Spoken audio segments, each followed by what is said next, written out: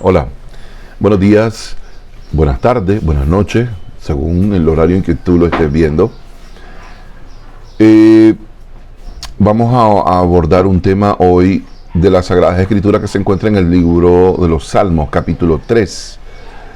Este es David, el autor del libro, dice Salmo de David claramente, porque hay salmos de Asaf, hay salmos de Moisés, hay salmos de muchos en el libro de los Salmos, pero este que estamos leyendo en particular es un salmo de David.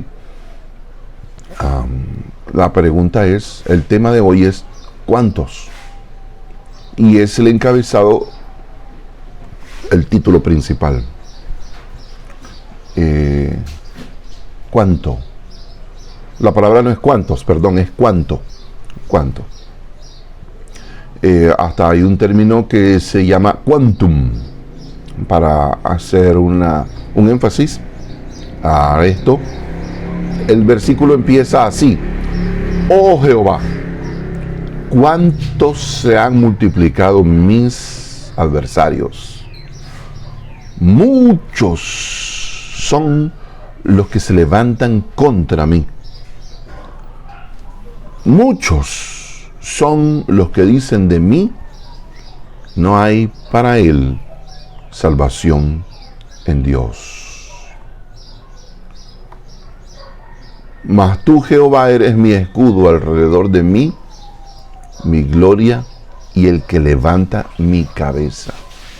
Con mi voz clamé a Jehová, y él me respondió desde su monte santo. Yo me acosté y dormí y desperté porque Jehová me sustentaba. No temeré a 10 millares de gente que pusieren sitio contra mí.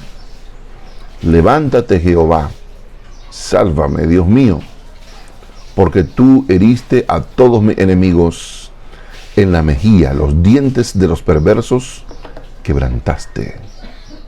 La salvación es de Jehová. Sobre tu pueblo sea tu bendición. Selah. Ok, el inicio de este versículo dice, oh Jehová. Es un signo de admiración, pero que no quiere admirar, sino quiere exclamar. Porque ese signo de admiración también es un signo de exclamación. Oh Jehová. Es decir, oh, estoy sorprendido. David era muy difícil de sorprender.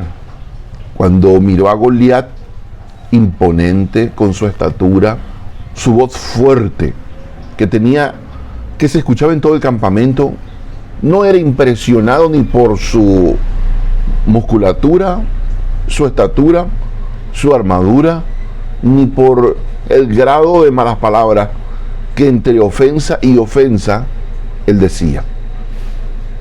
Cuando él miraba a un oso que quería atacar y llevarse a una de sus ovejas, a él no lo intimidaba el oso o un león, y arrebataba, desjetaba al león y arrebataba del lobo o del oso la oveja que éste se había llevado. No dejaba que ni una sola de sus ovejas muriese, y esto es una particularidad de Jesús. Es decir, es una de las... Por eso es que la Biblia habla de David, para entender por qué, con todo lo mal que actuó David, la Biblia le pone un título que no hay ningún otro como él. Un hombre conforme al corazón de Dios, era porque él era pastor. Y porque el cuidado genuino que él tenía de la oveja era que él arriesgaba su vida. Él ponía su vida en riesgo para salvar la de una oveja. Jesús mismo preguntó, ¿cuánto más vale un hombre que una oveja? Por lo que cuando miramos que David tenía esa aplicación a su trabajo, ese amor por la oveja y ese nivel de defensa contra el ataque externo que probablemente habían provocado las mismas ovejas al pastar fuera del límite fronterizo donde David las tenía a línea de vista, y que la misma oveja hubiera provocado, al salirse fuera del redil del lugar limítrofe, que estar expuesta, ¿verdad? Porque ese es el problema que nosotros hacemos, y es que nos olvidamos de Dios, nos olvidamos de estar en su casa, y abandonamos la iglesia y llegamos como un cometa, allá de vez en cuando. Si tú estás congregándote en otra iglesia, entonces, y no únicamente nos visitas, está bien, eso no es ningún problema. Nos alegra de que te estés congregando en otro lugar. El problema está en que tú vengas a la iglesia como un cometa y no te estés congregando en otra iglesia. Ahí es donde estamos haciendo la crítica. Ese es el problema. Eso es el caso cuando la oveja se separaba del redil y quedaba expuesta. Una familia, a veces no es un hermano, a veces no es una hermana, a veces una familia se aleja de la iglesia. Y no porque se esté congregando en otra, sino porque sienten que no necesitan, sienten que la distancia es mucha y no quieren congregarse en otra, entonces no se congregan en otra, pero cuando vienen a la muerte de un obispo, por decir la frase en Nicaragua, para los que nos escuchan fuera de Nicaragua, que tal vez no comprendan, es una frase idiomática de Nicaragua. A la muerte de un obispo, se dice que un obispo se muere en mucha distancia de tiempo. Entonces nos exponemos a que el enemigo nos desgarre. Y a mí me ha tocado ver el nivel de volatilidad que esta separación genera, desintegración en la integridad de los creyentes. Por ejemplo, platicaba yo con una persona, era una joven que me decía, le digo, te felicito porque te miré en las redes sociales que ya tenés novio. No, me dice, no es mi novio, es mi amigo. Pues qué buen amigo tenés. Sí, me dice, soy su única amiga. Así le digo, qué raro eso. Sí, me dice, es que nadie le acepta como yo. ¿Y cómo le aceptas tú? Es que él es gay. Y para mí es una persona normal. Simplemente tiene una inclinación diferente. Ya se le infiltró.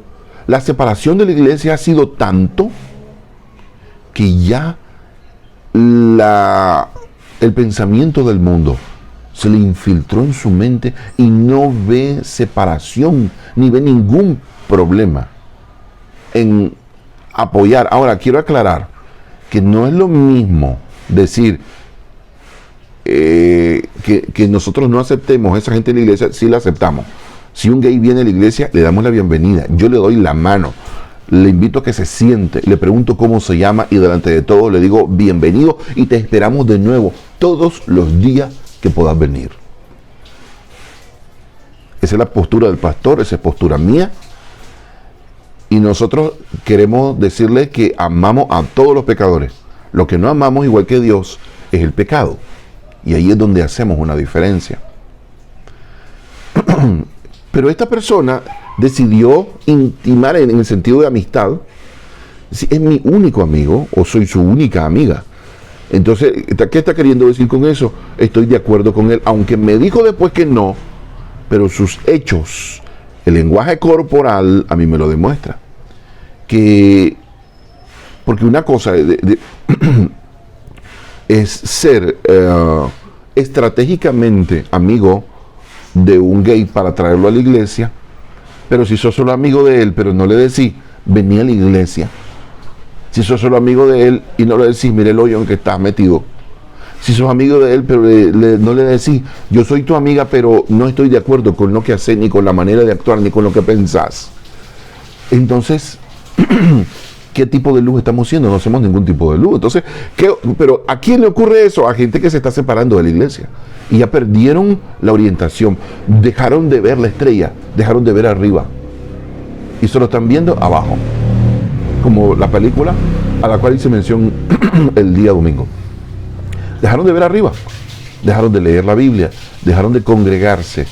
Por eso es que la Biblia es sabia cuando dice no dejando de congregaros como algunos tienen por costumbre. A esas personas que se alejan y no van a otra iglesia, estoy hablando de las que no van a otra iglesia, no estamos hablando de las que se van de la iglesia nuestra y se congregan en otra. No, estamos hablando de las que se van de la iglesia, vienen a la muerte de un obispo y no se congregan en otra iglesia. Esas están expuestas a que el enemigo venga y las devore.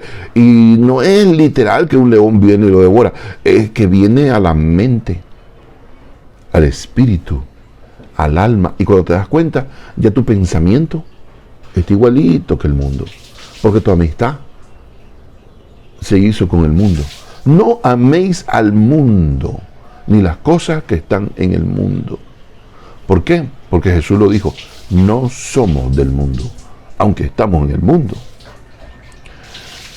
En este punto yo quiero hacer una invitación para todos los que se sienten cómodos, y esto es peligroso.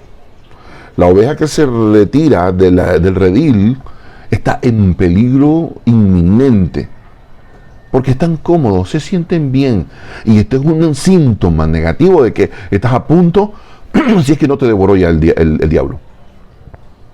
Porque nadie puede decir que es más sabio que Dios.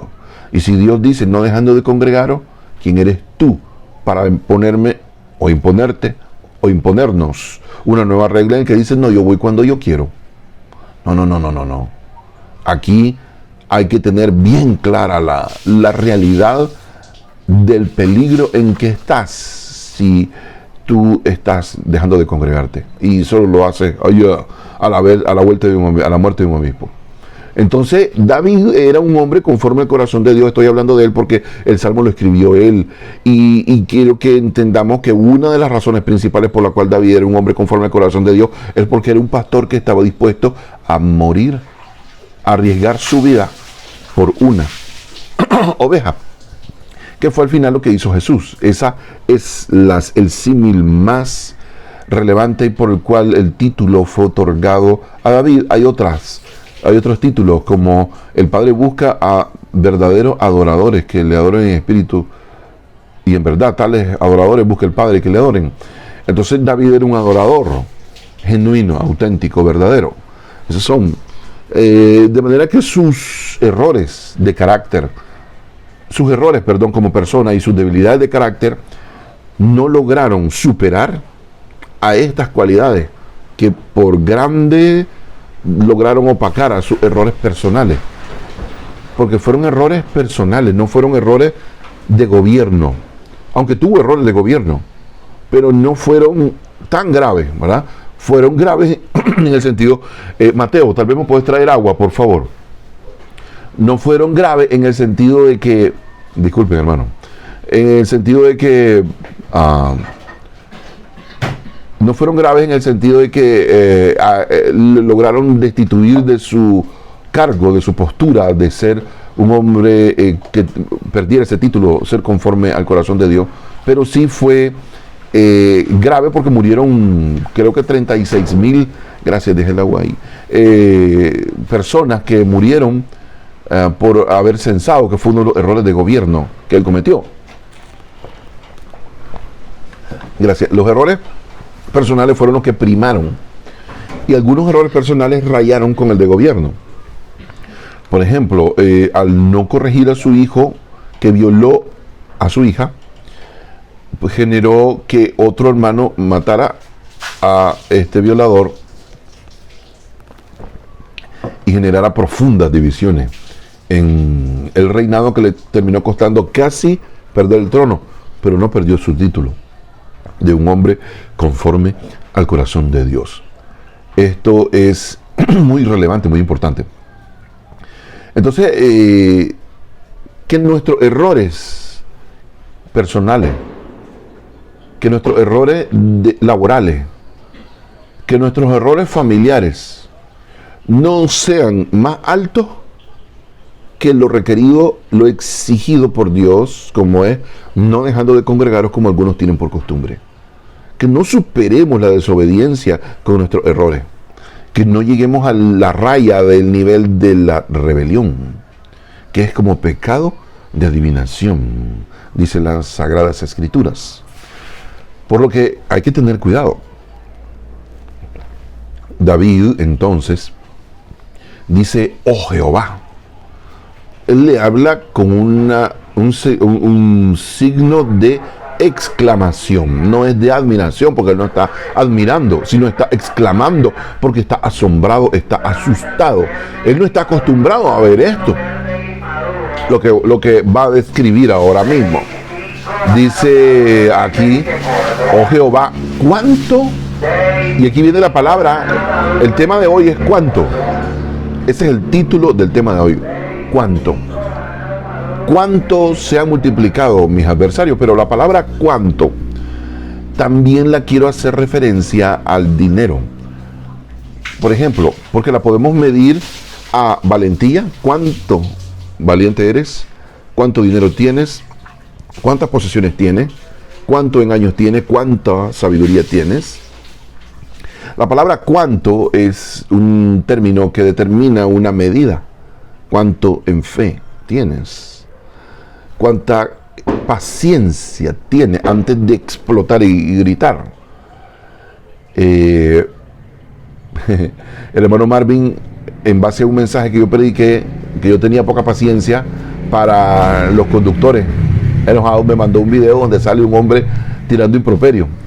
Bueno, gracias a Dios he crecido en paciencia, pero no mucho, pero sí, y ahora donde me hacen los intentos de atropello, los irrespetos, cuando voy conduciendo, ya no me exacerban el ánimo como antes, de manera que he crecido un tanto, para decir que ahora, si mides mi cuánto, subió un poco más, mi umbral de resistencia en paciencia, antes de llegar a explotar en carácter. Cuando yo era pequeño, había en la iglesia un hermano que se llamaba Próspero Zapata, ya lo he puesto como ejemplo en otro mensaje. Y para mí él era el hermano rico de la iglesia. Para mí, porque él tenía VHS, él tenía un estante donde tenía el televisor grande a mis ojos. Además el estante hacía ver el televisor aún más grande porque estaba más alto. Y en la recámara del estante de madera estaban el VHS, habían unas puertas abajo para sacar otro tipo de artículos o guardar cosas como cassettes de VHS que estaban ahí abajo en cantidades. Entonces nosotros ni siquiera nos asomábamos a un VHS y cuando mirábamos su camioneta y todas esas cosas, y para mí ese era el rico de mi mente, en mi mente. Entonces el cuánto que yo tenía en mi mente era lo que yo conocía. Ahora el internet, en aquel tiempo no había internet. Ahora en internet, aunque yo no conozco personalmente a Elon Musk, pero su cuánto para mí es la medida de lo que es ser rico.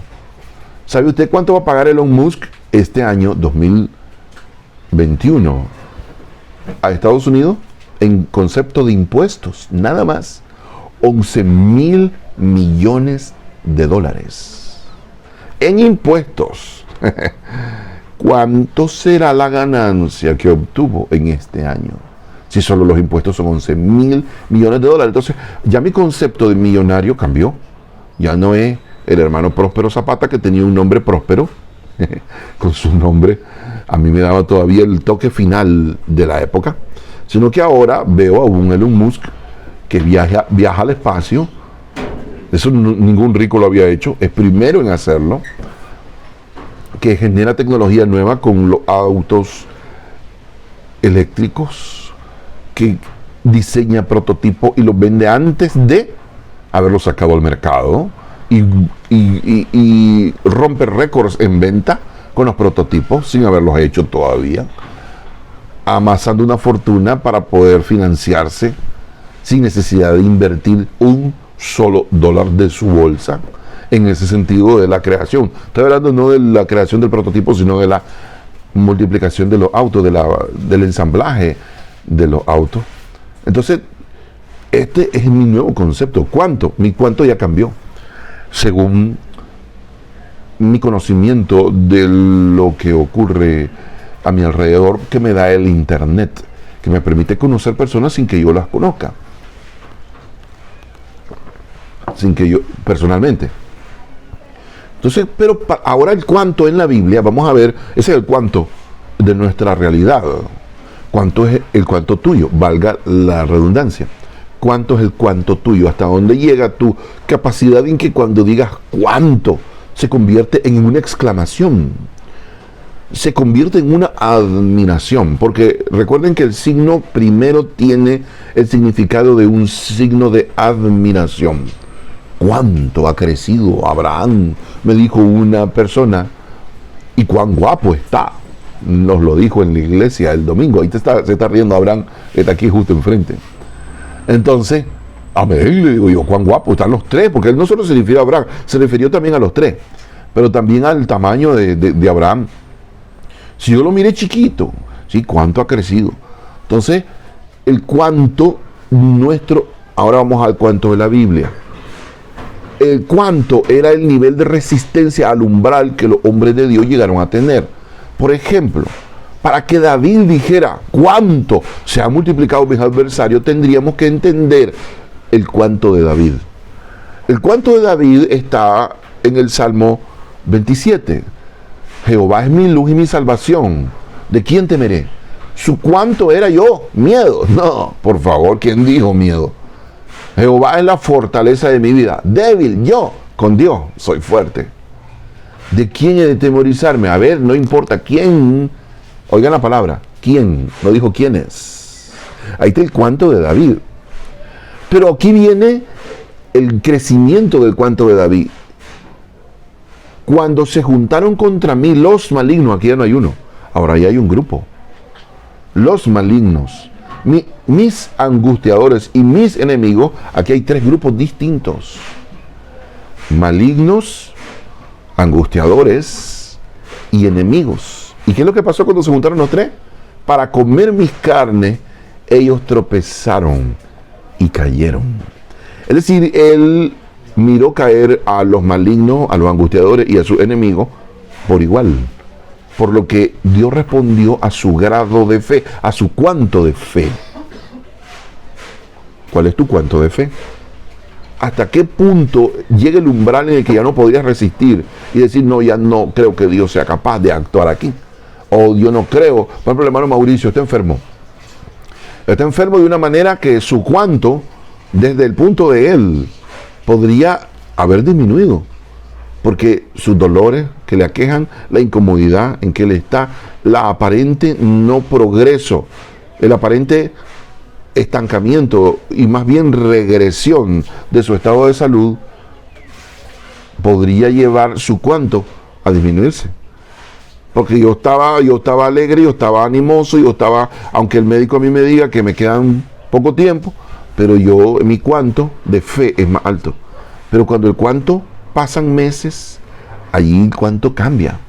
Por ejemplo, el cuánto de David era contra mí los malignos, contra mí los angustiadores, y contra mí mis enemigos. Son tres grupos distintos. Unos son enemigos espirituales, son los malignos. Los angustiadores son enemigos internos. Los angustiadores son gente del mismo Jerusalén, del mismo Israel, su misma familia. ¿Se acuerdan de los enemigos internos? Incluido Absalón, incluido su hijo que violó a Tamar, y incluido los problemas internos que tuvo. Esos son los angustiadores. Y luego dice, y mis enemigos. Por eso son tres grupos distintos. Cada uno de nosotros debemos entender que estamos rodeados por ese tipo de enemigos. Los malignos, que es el maligno. La Biblia dice que es el diablo. El maligno tiene huestes satánicas que utiliza para atacarnos. Mis angustiadores son a veces nuestra misma familia, a veces es tu esposa, a veces es tu esposo, a veces es tu tío, tu hermano, tu hijo. Hay gente que le tiene miedo a sus hijos. Y por no molestar al niño, dejan que pasen cosas. Y no es eso correcto. Debemos tener muy bien puestos los pantalones para enfrentar toda situación que se levante en rebelión con nuestros hijos. Dice, y mis enemigos, los enemigos ya son aquellos que en el plano nuestro podrían ser un asaltante, podría ser un vecino que te está hostigando, alguien que te está levantando un juicio, alguien que te levanta una calumnia, alguien que quiere ocupar tu lugar de trabajo y está intentando que te despidan, alguien que te despidió, alguien que ha actuado, que te ha golpeado, que te ha lastimado, que ha abusado de ti en cualquiera de las maneras posibles. Ese es un enemigo en nuestra realidad. Pero dice aquí, para comer mis carnes, ellos tropezaron y cayeron. Aunque un ejército acampe contra mí, oiga, un ejército, no temerá mi corazón. Aunque contra mí se levante guerra, yo estaré confiado. Ese era el umbral de David. Pero este umbral es traspasado en el Salmo 3, donde David exclama: oh Jehová, ¿cuántos se han multiplicado mis adversarios? Porque si ustedes se fijan, esto es una suma, no una multiplicación. Cuando estoy leyendo Salmo 27, dice: cuando se juntaron contra mí los malignos, mis angustiadores y mis enemigos, eran grupos que él podía sumar. 1 más 1 son 2, más 1 son 3. Tengo 3 grupos, tengo 3 enemigos, tengo 3 adversarios. Pero lo que ocurre en el Salmo 3 es una multiplicación, no una suma. La multiplicación es así: oh Jehová, cuántos se han multiplicado mis adversarios. Es decir, que él mira una cabeza de un enemigo, se levanta. El enemigo lo puedo vencer, pero de repente, atrás de él hay otro. Y cuando voltea a ver, 2 se convierten en 4. Es decir, se multiplicó 2 por 2, 4. Ahora están al oeste y al este. No solo están al norte y al sur. Pero de repente 4 se convierten en 8 cabezas que surgen, además de las 4 que ya estaban. Eso es multiplicación. Y de repente 8 se convierte en 16, 16 en 32 cabezas. Y rapidito aparecen 64, 128, 256 cabezas, 512, 1024. Y ahí se siguen multiplicando las cantidades. Entonces te vas a dar cuenta de que pronto llegó a miles y miles, que ya pierde la cuenta, ya no puede seguir multiplicando.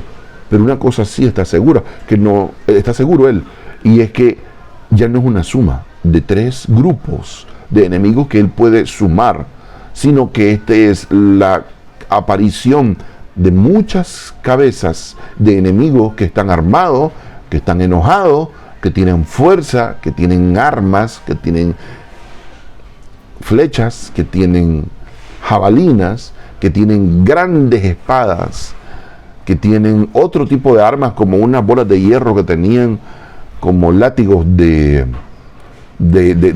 cadenas, que tenían puntas para matar a alguien de inmediato con un solo golpe, y que estaban bien protegidos por escudos, sus calzados, la velocidad, la fiereza, la estatura, y tener todos esos enemigos multiplicándose.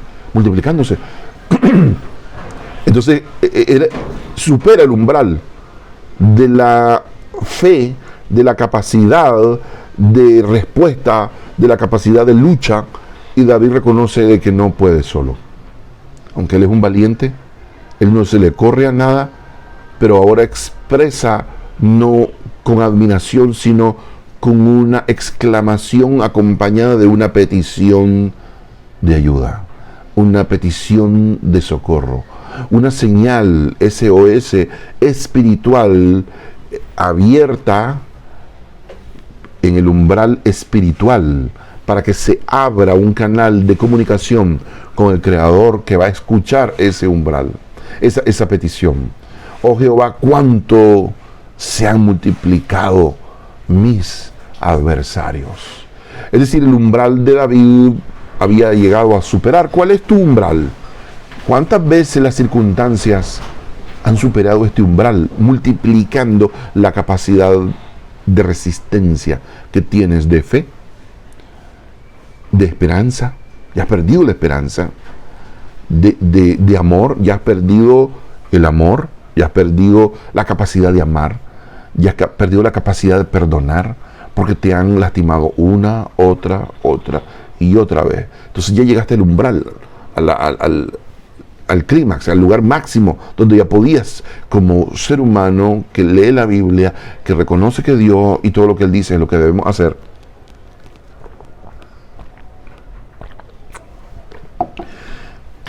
ya perdiste esa capacidad de poder tener la resistencia espiritual humana, ¿verdad? Entonces, y de repente se nos multiplican los problemas.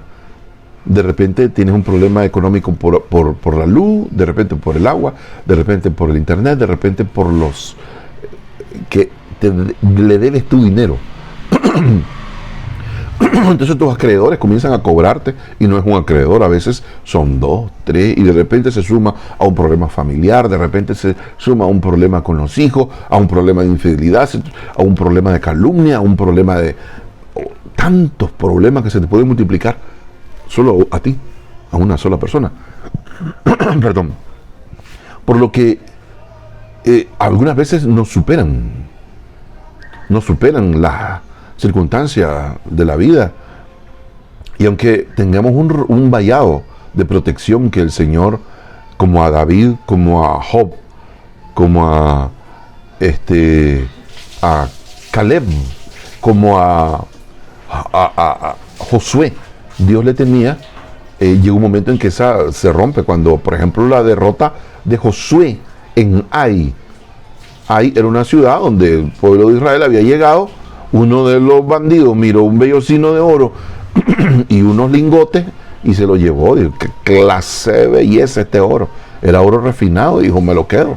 Lo enterró en su tienda, y el resultado fue que cuando van a una ciudad pequeña, los derrotaron, les dieron unas nalgadas y los mataron a miles, y lloraron ese día. Y entonces ahí estaba el umbral de resistencia que tenía Josué, y se quiebra en llanto delante de Dios y le dice, Señor, y Dios le dice, no, es hora de orar, levántate, porque hay un anatema en Israel. Entonces así es como reúne a toda la gente, a todos los príncipes se determina una tribu, de la tribu llaman a los ancianos, de los ancianos llaman a la familia, de la familia llaman a una familia en específico. Y así descubren quién es el anatema y ya resuelven el problema. Pero ya eso superó a Josué. ¿Qué cosa superó a Josué? Las acciones de terceros. No habían seguros de INICER o seguros de Seguros América o de la FICE para tener daños contra terceros. Cuando estás con Dios, no tienes ningún control de lo que hacen los terceros. Entonces en la iglesia nosotros tratamos de que la gente venga a la iglesia, pero no tienes control de que la gente decide no llegar porque se creen autosuficientes y porque creen que pueden escribir su propia Biblia y decir, no llego, no me congrego. Y eso es un problema que nos trae que ocurran situaciones en la congregación que están fuera de nuestro alcance, que ya están fuera del umbral de nuestro control. Recuerden que la iglesia no es nuestra, la iglesia es de Dios, le pertenece a Él. Así como el pueblo de Israel no era de Josué, era de Dios. Y cuando ocurrió que el anatema había tomado lo que no le pertenecía, cambió el destino de toda una nación y significó la derrota en vez de la victoria en enfrentar a un enemigo pequeño. Entonces David llega al umbral y dice con exclamación, admiración y temor, pidiendo ayuda, oh Jehová, cuánto se han multiplicado mis adversarios, muchos. Y aquí está el término, muchos. David no era un exagerado. Ninguna de las victorias de David fueron exageradas por la Biblia, fueron genuinas y auténticas. Por tanto, no vemos a un bocón. David no era un bocón. Él era bocón cuando tenía que serlo. Cuando mira a Goliat es un bocón y lo destruye con palabras, a tanto que él se ofende. Imagínense qué nivel de bocón era cuando debía hacerlo, porque también cuando él no debía hacerlo, él callaba. Otra de las virtudes que tenía el rey David, que en ese tiempo no era rey. Cuando tenía que ser bocón, era bocón, y se ofende el gigante Goliat, y le dice, ¿soy acaso yo perro?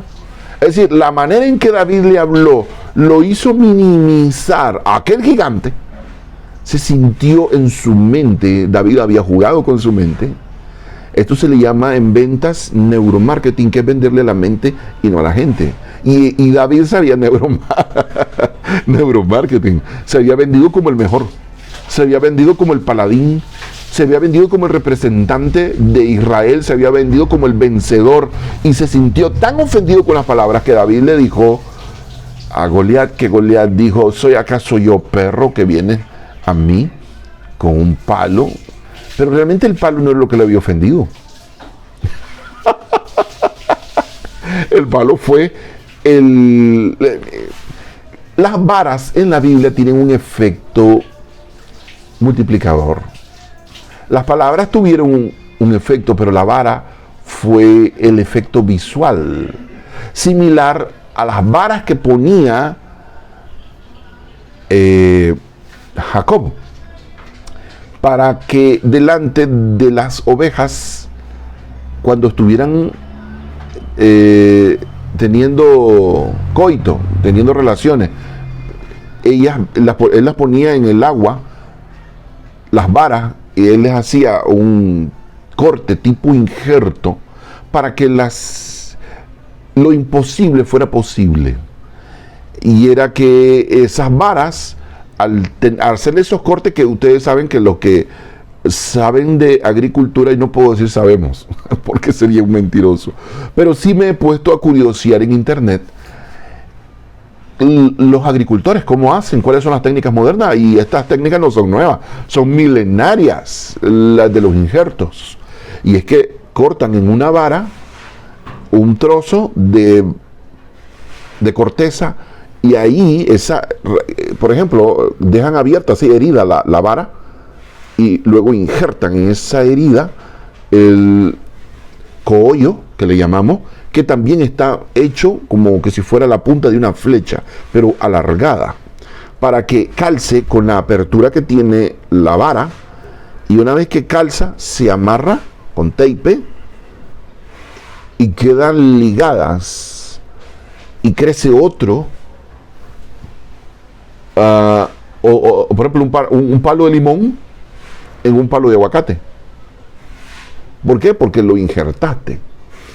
Esta vara que usaba Jacob para ponerla enfrente de las cabritas cuando estuvieran cuando se estuvieran apareando, tenían un truco que por la sabiduría de Dios le había hecho entender, y es que había hecho heridas, había hecho unos cortes en las varas para que al mirar las ovejas mientras se apareaban, pasara lo imposible, se injertara un nuevo modelo de rayas en las ovejas, porque las cabritas y las ovejas tenían que salir para que fueran de él rayadas, porque le cambió el salario un montón de veces. Pero en esta ocasión, como eran rayadas, tenían que aparecer rayadas, pero todas las cabras y las ovejas que le había dejado eran ovejas negras o blancas, pero no rayadas. Entonces, como iban a salir rayadas, no había manera.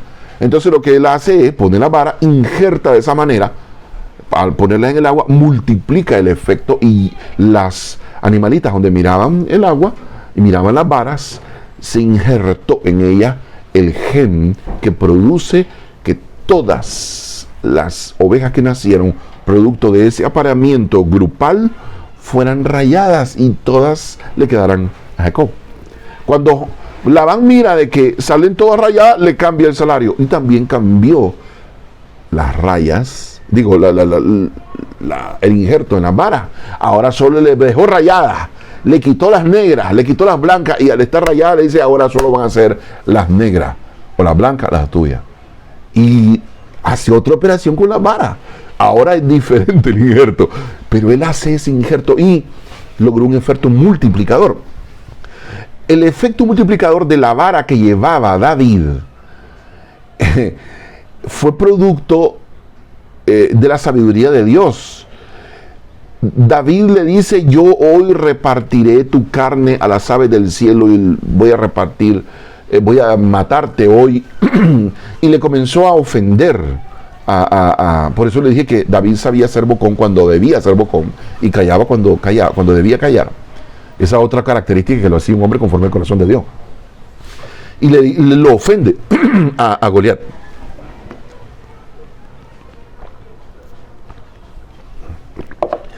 Entonces, pero la vara que él lleva, después de las palabras,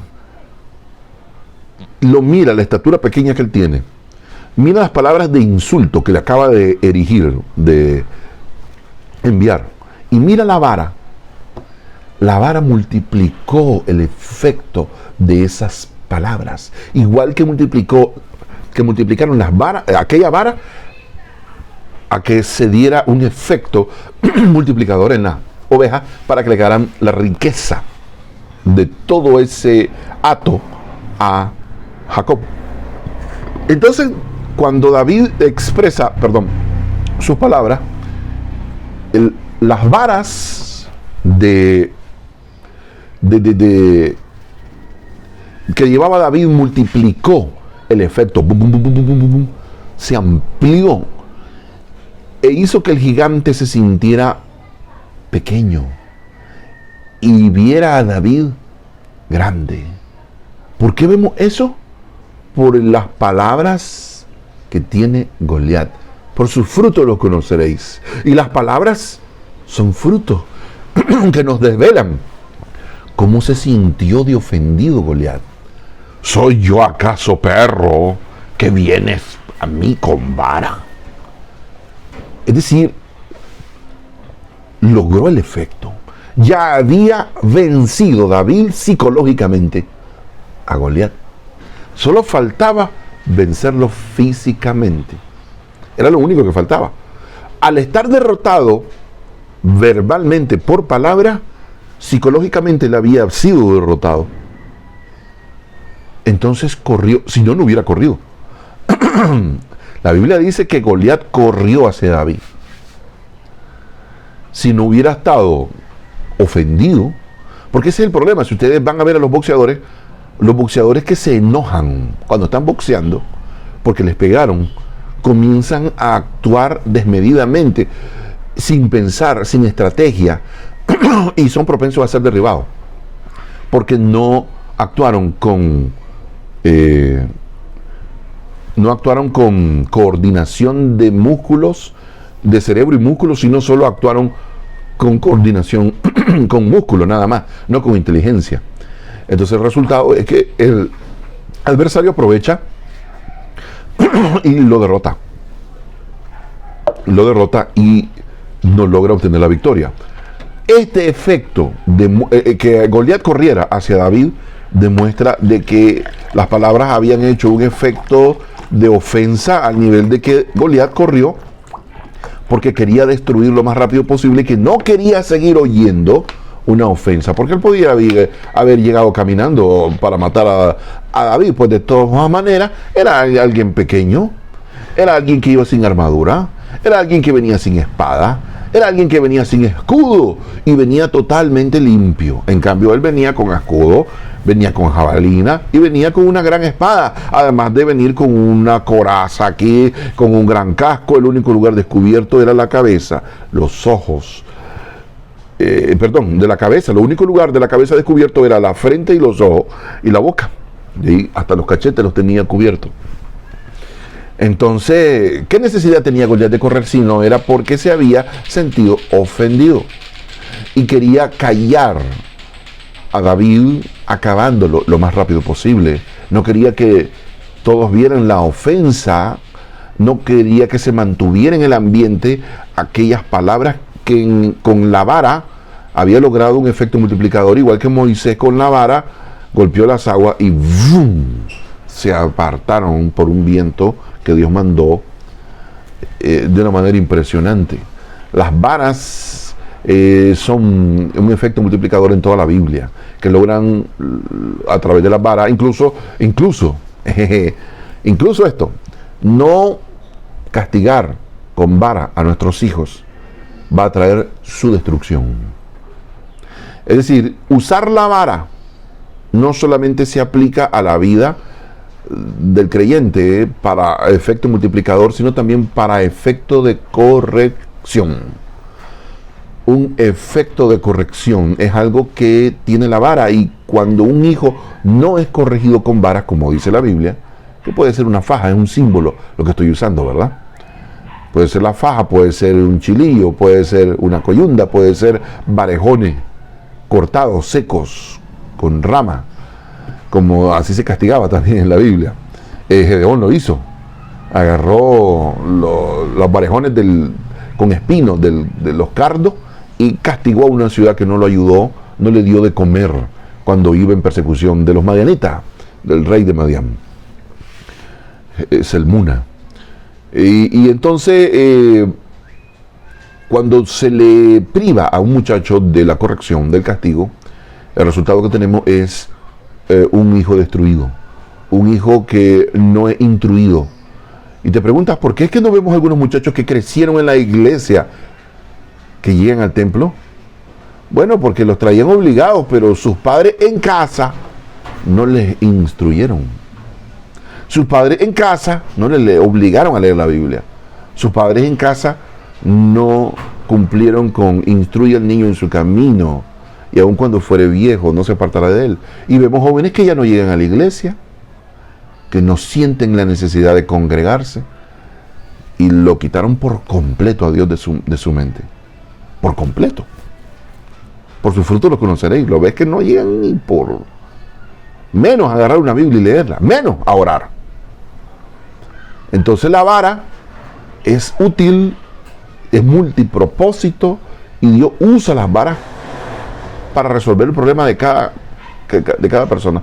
Y tu vara y tu cayado me infundirán aliento, decía David, porque la vara era parte del proceso de corrección, pero también era aliento. Si vos miras la vara de Dios, David la llevaba. Por eso es que él tenía un aliento para hablar en contra de Goliat como no tenía ninguno del ejército, y menos Saúl, el rey, que era alto. Por lo menos él hubiera tenido valor, pero estaba temblando de miedo.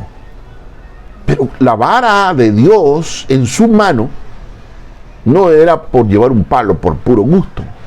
No. Dice, tu vara y tu cayado me infundirán aliento. Aderezas mesa delante de mí en presencia de mis angustiadores. Unge mi cabeza con aceite, mi copa está rebosando. David se mantenía al 1000 por 1. Cuando mira a Goliat, él tiene había una actividad en él, había un ánimo, que es lo que dice, tu vara y tu cayado me infundirán aliento. De ahí se diría la palabra ánimo, ánima, de aliento. Entonces, si yo tengo aliento, tengo ánimo. Y entonces David tiene la vara porque para él era un símbolo. No confundamos con idolatría, él no adoraba la vara, tampoco Moisés la adoraba, sino que fue un instrumento que Dios le da para lograr sus propósitos. Era un símbolo, yo estoy aquí. Ese palo que para Goliat era ofensivo, para David era aliento. Y David entonces dice, muchos son los que se levantan contra mí, muchos son los que dicen de mí, y aquí está otro gran efecto perturbador, lo mismo que David usaba, el lenguaje que se le llama el neuromarketing, que les mencioné. David lo usa, los enemigos lo usan contra David. Dice, muchos son los que dicen de mí. Y aquí está lo que lo afecta a David. Si no estuviera David afectado, no lo hubiera dicho. Pero David lo dice porque él se siente afectado por lo que la gente está diciendo. Y el rumor que corre en los pasillos, el rumor que corre en la calle, el rumor que dice mi enemigo es, no hay para él salvación en Dios. Y en otra traducción dice, no hay manera que Dios lo libre. O en otra traducción dice, no hay manera que se escape o que Dios lo saque de esta situación. Eso era lo que David escuchaba. Y había logrado un efecto, y él lo expresa. Y alguien me preguntaba, hermano, ¿será malo que yo le reclame a Dios? No, no es malo, no es pecado. David expresaba y reclamaba a Dios también. Y David mostraba lo que genuinamente sentía. Eso es ser un hombre conforme al corazón de Dios. Esa es otra de las virtudes que tenía David, la sinceridad, la integridad que tenía. Solo, dice, la gente decía entonces, no hay para él salvación en Dios. Esto era una sentencia para David, porque que no haya salvación en Dios, para mí, dice, pero si yo, mi confianza eres tú. Está en el Salmo 27, Jehová es mi luz y mi salvación. Pero ¿cómo es que si tú eres mi luz y mi salvación, estos dicen que yo no tengo? ¿Será verdad? Y en un momento dado podría haber causado un efecto psicológico en David. Muchos son los que dicen de mí, y no eran pocos, no hay para él salvación en Dios. Es decir, lo que está diciendo no hay para él salvación en Dios no es que Dios no lo iba a salvar después de morir, no, lo que está diciendo es, no hay manera que Dios pueda librarlo y que salga bien librado de esta. No hay manera. De que se muere. De que le cortamos la gallina, como le dijo Jezabel a través de un mensajero a Elías, cuando le dijo, esto me hagan los dioses y aún me agreguen si mañana a esta hora tú no estás muerto, no estás como uno de ellos. Se refería muerto como los profetas que él había matado. Entonces, ¿y qué es lo que hace Dios? De esa expresión, de esa voz que estaba en boca de dos personas nada más, Jezabel y el mensajero a quien envía Jezabel, hace que Elías viva hasta el día de hoy. No murió Elías. Es decir, Dios eleva, ese es el efecto multiplicador que tiene la vara de Dios. Cuando David se siente acongojado por la expresión, Dios decide hacer algo fuera de lo común, y es extenderle la vida, y hasta el día de hoy vivo está Elías. Elías no vio muerte. Elías, un carro de fuego separó a Elías de Eliseo, y un torbellino lo alzó al cielo. Entonces, cuando David escucha, no hay para él salvación en Dios, eso era algo muy deprimente para él, muy triste, preocupante. Y cuando vemos ahí, el versículo dice Selah. Y todos nos preguntamos qué significa Selah. Porque dice, no hay para él salvación en Dios, y luego hay un punto y dice Selah. ¿Por qué dice Selah? ¿Sabe qué significa Selah? Significa pausa. Se parece a las películas que nosotros vemos, ¿no? Está ocurriendo la acción y de repente el enemigo está a punto de matarlo, y cuando está a punto de matarlo, para cambiar la escena. Y la escena que ponen es de el anfitrión, ¿cómo es el personaje principal? Mateo, ¿cómo se llama el personaje principal? El protagonista de la película. Gracias, Matthew. El protagonista de la película está a punto de ser asesinado por el antagonista, que es el enemigo número uno del protagonista. Y cuando está a punto de matarlo, te lo cambian a otra escena donde todo está tranquilo, en paz, y está pasando otra escena que explica un problema anterior, que no tiene nada que ver con la escena que estaba a punto de estresado por ver qué pasaba el desenlace. Y tienes que esperarte hasta que esa escena termine para ver en qué acaba la vida del actor principal de la película. Esto es lo que está pasando con David, y recuerden que todo lo que ocurre en nuestro mundo es una copia de lo que está en la Biblia. Hasta el cine es afectado en la manera en que estructuran las películas, en la forma que están estructurados los salmos. Ahí está la tensión, creciendo cada vez más. Oh Jehová, cuántos se han multiplicado mis enemigos. Muchos son los que se levantan contra mí, levantándose de forma escalonada, multiplicada, no sumada. Muchos son los que dicen de mí no hay para él salvación en Dios. Selah, decir pausa. Algunas veces nos ocurre que Dios nos deja en pausa. Nos ocurre que vemos que la oración no aparenta ser respondida, que nuestra petición no se ve contestada, que seguimos en el lodo cenagoso, en el pozo de la desesperación, en la angustia, y nuestra situación a nuestro alrededor no cambia, y buscamos si hay algún cambio en algún punto, y todo sigue igual.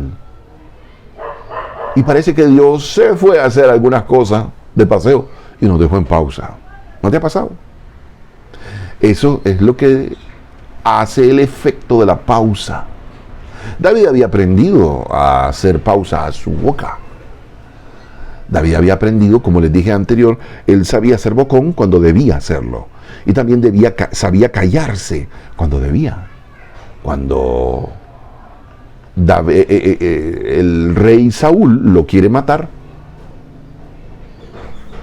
David cayó. David habló con el hijo Jonatán. Escucha, ¿qué es lo que habla el rey de mí? Y si miras que no hay salida, pues. Pero no fue David a reclamarle, ¿qué cosa he hecho yo mal? No hizo eso. Se quedó callado. Tan callado que no emitió una sola palabra contra Saúl en ese momento. Y no lo hizo nunca. El día que lo encontró en la cueva y que le cortó la ropa real, evidencia de que no estaba mintiendo David, de que había estado ahí a sus pies. No habló tampoco en contra de él, sino en reclamo de por qué, si yo hubiera querido matarte, yo te hubiera matado. Y el rey Saúl no tiene otra más que reconocer que eres tú mejor que yo. Y ya lo deja de perseguir por un tiempo. Como el diablo dejó de tentar a Jesús por un tiempo, cuando leemos en el capítulo 2 de Lucas la tentación de Jesús. No estoy seguro si en el capítulo 2 la tentación de Jesús. Cuando Jesús fue tentado en el desierto, el diablo dice lo dejó por un tiempo. Y esto está en Mateo 4, disculpen la equivocación. Ahora, el umbral nuestro, recuerden que estamos hablando del umbral. ¿Cuál era el umbral de Abraham? Bueno, el umbral de Abraham era que le preocupaba que lo mataran.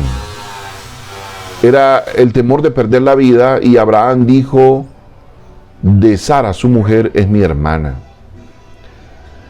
Y a pesar de tener 90 años, era una de las mujeres más bellas del planeta. Cuando un hombre la miraba, voy por ella. Y el rey no era la excepción. Así que la atractiva Sara generaba un temor por su vida en Abraham.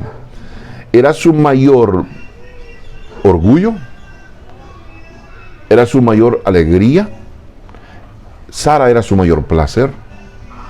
Sara era, después de Dios, su mayor amor. Y aquí quiero hacer una inflexión. Después de Dios, Sara era su mayor amor. Pero también Sara era su mayor temor. No tenía miedo de que Sara lo traicionara. Tenía miedo de que le quitaran la vida para quedarse con Sara. Es decir, que a pesar de su belleza, Sara era íntegra, no era una coqueta, no era una mujer coqueta. Y además era una mujer que sabía también callarse. Cuando Abraham dice, es mi hermana, no lo quedó viendo.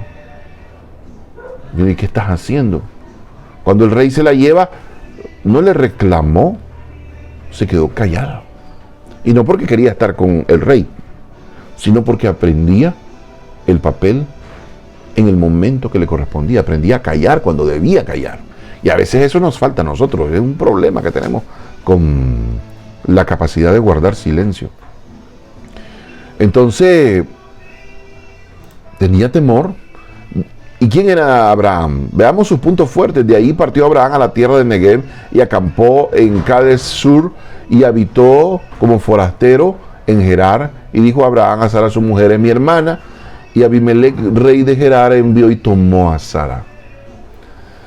Pero Dios vino a Abimelech en sueños de noche y le dijo: he aquí, muerto eres, a causa de la mujer que has tomado, la cual es casada con marido. Cualquier hombre que crea que toma una mujer y se va a salir con la suya igual que la mujer, están muertos.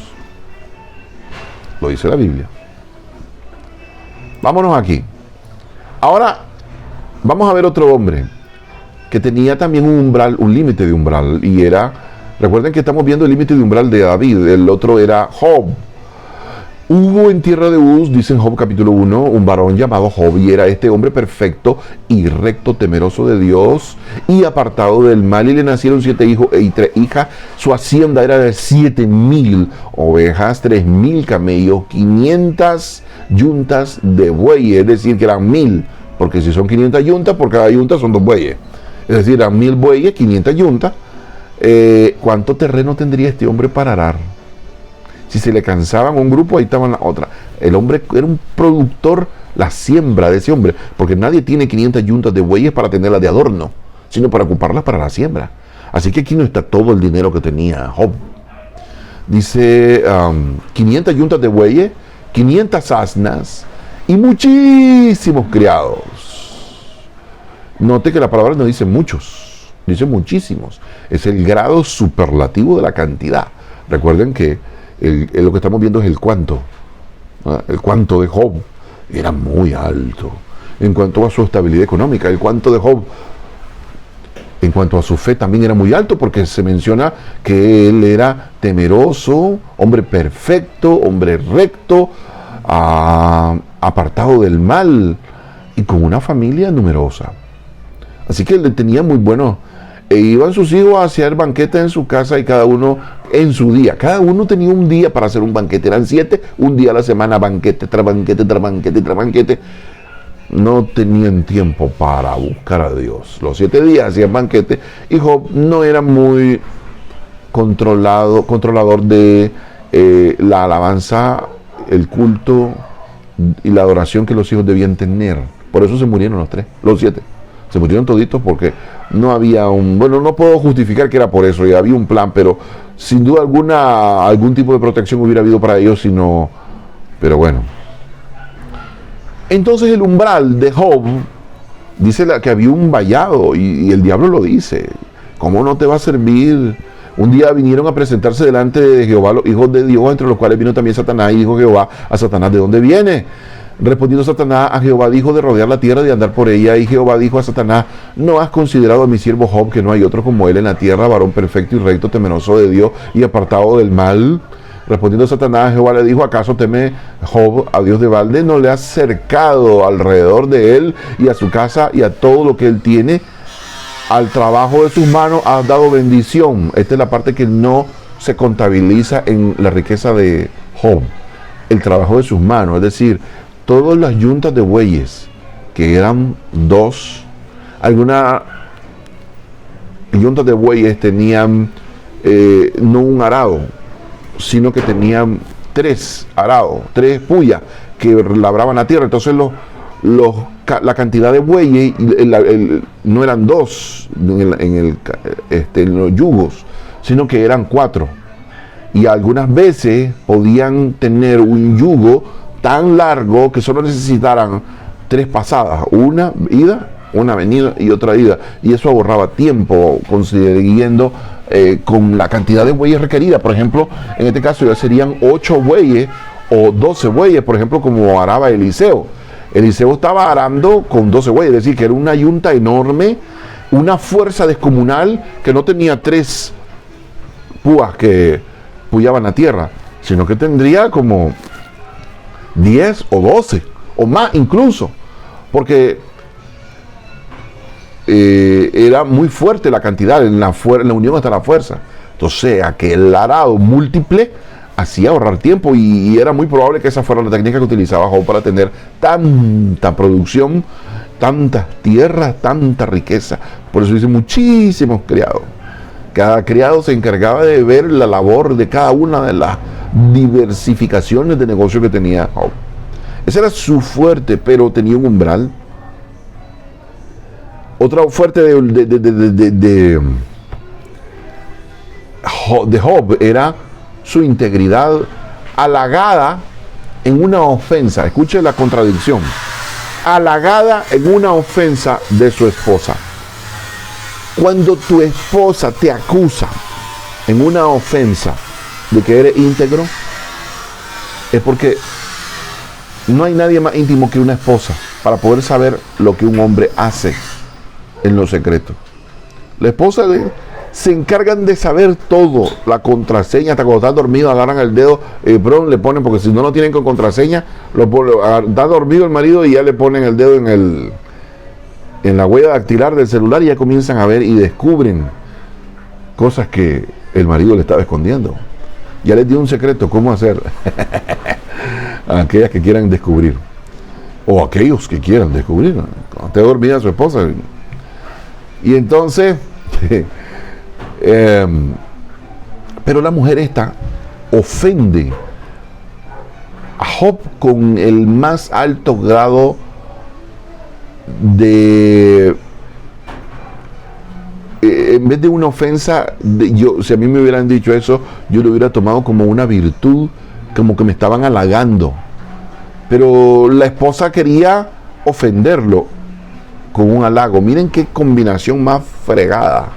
Es lo que hace el diablo, hace creerte que estás perdiendo el tiempo al venir a la iglesia, hace creerte perder el tiempo de que estás siendo íntegro con Dios, porque esa es la ofensa. Le dice, ¿aún retienes tu integridad delante de Dios? Hombre, maldice a tu Dios y muérete. ¿Qué le está diciendo esa mujer con esa ofensa? Le está diciendo que se muera a un hombre íntegro con Dios. Y dice, aún, después de todo lo que pasó, no, hombre, ese Dios que vos tenés mató a todos nuestros hijos, no cuidó a nuestros hijos. Yo no quiero tener nada que ver con ese Dios. Hay gente que cree que es posible que Job tuviera los siguientes hijos que tuvo con la misma esposa. Yo no lo creo. ¿Por qué no lo creo? Porque había hablado en contra de Dios. Y para Job lo primero era Dios. No era ni su esposa ni sus hijos. La prueba es que él hacía culto, sacrificio por cada uno de sus hijos, diario. Es decir, sus hijos no eran la prioridad, su prioridad era Dios. La esposa no era la prioridad era Dios. Y otra prueba de que es que le deja viva a la mujer, el diablo, ¿verdad? Le deja viva a la mujer como un instrumento. Entonces no se iba a casar con ese instrumento de nuevo. Yo no lo hubiera hecho. Como en efecto no lo he hecho después de lo que ustedes algunos ya saben, sino que me mantengo en la soltería hasta este momento que estoy grabando esto. Entonces Job no fue ofendido de la manera más ridícula, porque ofender a alguien diciendo soy íntegro delante de Dios es el mejor halago que alguien podría darle a un hombre de Dios. Como mujer fatua, como cualquier mujer has hablado, le dijo Job. Él no se sintió ofendido, ella sí se sintió ofendida. Es decir, tenía ese umbral de resistencia. Donde ya no tenía el umbral de resistencia es cuando los días comienzan a pasar. Ya su umbral de resistencia comenzó a bajar, ya su fe comenzó a bajar. No es que dejó de creer en Dios, sino que comenzó a dejar de creer en la justicia de Dios. Comenzó a creer que él era más íntegro que Dios. Comenzó a creer que él era perfecto. Él realmente, dice la Biblia ahí, Dios dice que él era perfecto, pero no más que Dios. Y él dice, si Dios me diera la oportunidad de hablar con él, le expresaría mi justa causa, dando a entender de que Dios había sido injusto con él. Esto es discutible, por muchas generaciones he discutido este asunto, pero lo que quiero hoy destacar únicamente es el umbral, la capacidad del umbral de que tenía Job. De donde ahora volvemos al umbral de David para aterrizar, porque esto tiene apenas estoy con el segundo versículo, estamos en la pausa, y ese fue el problema de Job. Después de que David dice en el versículo que la gente decía, todos, o muchos, pues no todos, pero sí muchos son los que dicen de mí, no hay para él salvación en Dios, hay una pausa, y en esa pausa que estamos, en la pausa de Job. Pasa la tragedia, se le muere todo el mundo, pierde toda su hacienda, su dinero, y de repente queda en pausa. Dios no dice nada, y él no hace lo que hace David, que es quedarse callado. Bueno, sí se quedó callado por un tiempo, sí, pero llegó al umbral de su resistencia. Por eso yo digo que el umbral de la resistencia de Job era el tiempo. Mantenerse en el tiempo con ese umbral de resistencia es lo que no pudo sostener Job. ¿Quién lo podría? No puedo criticarlo ni juzgarlo. No sé, yo no creo que aguantaría tampoco, obvio, semejante nivel. Yo habría hecho tal vez cosas peores que Job. Así que no podemos venir y juzgar a Job, podemos aprender de Job, que debemos expandir nuestro umbral de resistencia al dolor. Job aguantó un tiempo porque se quedó callado, no dijo nada. Llegaron sus amigos y se quedaron en silencio 7 días. No dijeron nada, y tampoco Job. ¿Qué significa? Que sí hubo un tiempo en que resistió, pero pasado cierto tiempo comienzan la verborrea. Ese era el silencio de Job, el silencio de Dios, Selah de Dios, el Selah de Dios, que lo encontramos en el primer párrafo, que se denomina 2 versículos. Y ahora vamos, ¿por qué había una pausa? Por lo que viene David a decir en el versículo 3. No nos va a dar tiempo de llegar al versículo 8, solo nos quedamos con estos versículos. Dice, y lo que viene después de la pausa es la solución al problema. Mas tú, Jehová, eres escudo alrededor de mí, mi gloria y el que levanta mi cabeza. Es decir, él reconoce que aunque se han levantado, no se han multiplicado sus enemigos, y que además dicen, psicológicamente lo quieren afectar. Dice, yo tengo un escudo, Jesús, Jehová, más tú, y hay un más. Hoy se utiliza mucho en Disney Plus, y le ponen Disney Plus y ponen un más. En la oferta de también cuando Apple más ofrece películas, ¿verdad? Apple más, Apple TV más, y así HBO más le agregan. Eso de donde lo sacaron de la Biblia. Más tú, ahí está el más.